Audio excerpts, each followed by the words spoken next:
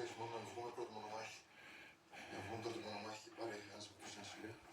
Λοιπόν, το κορίτσι μας να παίξουμε μεταξύ μας. Όχι, το σκυλάκι μου το όμορφο. Παίρνει και πόσα, Ωραίος. Κρυφοκοιτάει κιόλας. Η μουσίτσα. Μια χαρά. Αλλάξω θέση, φεντιχουπρί. Μπαμπά, είμαι όμορφος. Όμορφος είναι. Να, άμα δεν παίρνουν και εσάς.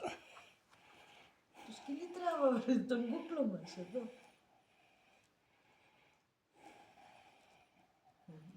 Μπαμπά, είμαι όμορφος. Χαϊδεύετε, χαϊδεύετε. Χαϊδέψτε με εσείς, χαϊδέψτε με. Δεν κουνιέται ο Όλοι άτιμος, για μένα δουλεύουν. Δεν κουνιέται.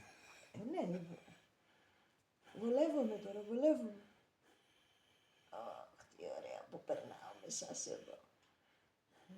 Τι όμορφο. Να κάνουν και εσάς ένα κούκου. Όχι, να μην μας κάνεις καθόλου.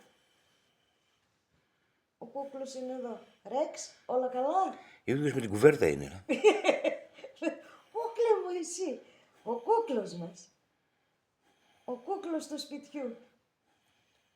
Εντάξει, Ρέξ. Οκ.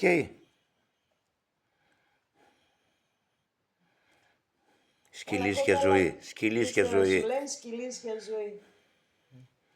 Τώρα. Πρίγκιπας. Πρίγκιπα, Το ίδιο, εσύ. Εντάξει. Μπράβο, Ρεξάκο. Άντε, καληνύχτα. Κράβατε λίγο ακόμα.